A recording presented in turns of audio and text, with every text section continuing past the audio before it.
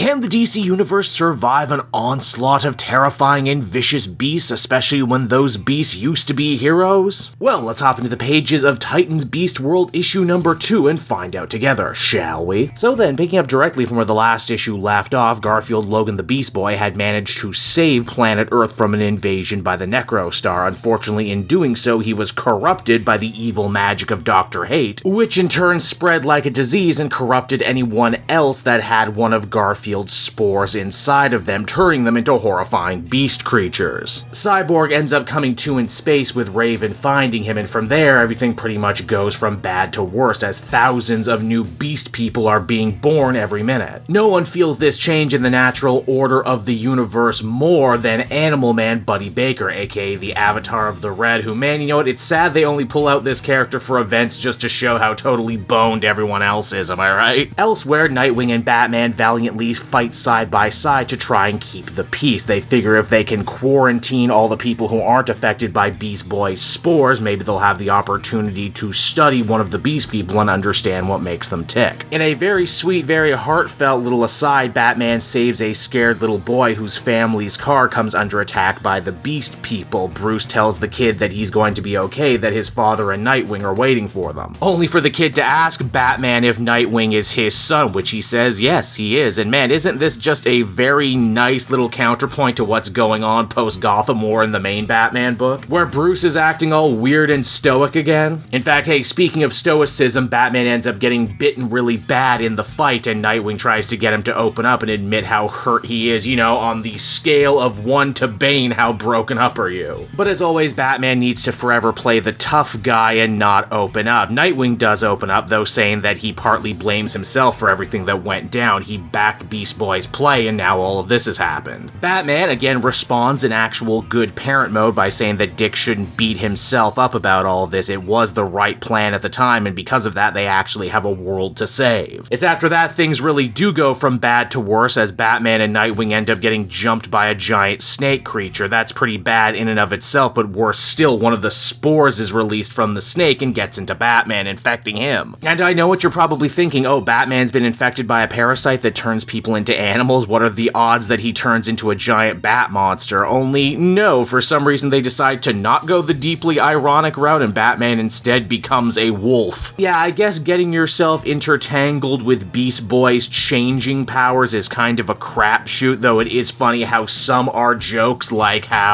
Jimmy Olsen becoming a turtle over in the Superman tie-in because Jimmy has a history of turtles, but Batman becoming a wolf and not a bat. Maybe that's another secret power Beast Boy has that he doesn't talk about, where he can look at you and know your real true persona. And yes, I'm shocked it took me 2 whole issues to make a furry joke as well, but here I am. The worst part about Batman and the other super beings getting changed into beast people is that they still manage to retain all of their amazing powers and skills, only now they're wild and chaotic and going off full-on animal instinct, making them a danger to themselves and everyone around them. In fact, as Oracle discovers, it's actually getting worse. It seems the spores are going out of their way to try and propagate with stronger and stronger metahumans. This is why Starfire and Donna Troy get sent to Kahndaq to deal with a rampaging, lionized Black Adam. And again, why a lion? Shouldn't he have been like an Anubis-style jackal, you know, something Egyptian? You know what, I'm never gonna be able to let this go, I can just tell. Now, you might be asking yourself, who's actually the true villain in this Beast World event? Well, it certainly isn't Garfield, he's just being corrupted. It wasn't the Necrostar. Hell, it's not even Dr. Hate, the evil magician who did the corrupting. He's still just working as a tool of Amanda Waller. In fact, in the Kingdom tie-in, he actively tried to turn against Amanda Waller, only to get his dick kicked in and forced to get back in line. Yeah, Amanda Waller is the one pulling the strings on this one. She wanted to mastermind some sort of crisis so that she could swoop on in and leverage her pull with the president to be given full autonomy and control to police the situation. Again, this actually makes a lot more sense if you've been reading Tom Taylor's Titans book, where it seems that Waller, who always hated the Justice League, especially hates the Titans because she thinks a bunch of 20-somethings aren't qualified to save the world from threats, and that only she, Amanda Waller, and Task Force X are actually worthy of said charge, though Nightwing and the others are certainly going to try their best to prove Amanda Waller wrong, because as the comic comes to a close, Dick manages to make it out of the water with a beaten and bloody wolf Bruce in tow. It wasn't easy, but as the comic comes to an end, it looks like they finally have their beast person test subject, and so that was Titans Beast World issue number number 2, everybody, and I gotta say, I'm still enjoying what this event is laying down. It's fun, exciting. No big major twists and turns, but a lot of fun, smaller ones. I appreciate Amanda Waller after all the build-up and a bunch of the less than exciting events over the last year. She finally gets to take center stage as the main bad guy, and her animosity with the Titans team finally boils over to the rest of the universe. The art's pretty good. The beastized versions of superheroes and villains alike are pretty damn cool. Again, I complain that they're not thematic, but that's a small personal complaint on my part. This series also seems like it's going to be pretty short, sweet, and to the point. I appreciate, and so far all the tie-ins have been actually fairly decent, at least the ones I've checked out. Overall, I think I feel comfortable giving this one a pretty positive 8 out of 10, and I'm definitely interested to pick up issue 3 and see where it's all going to go from here.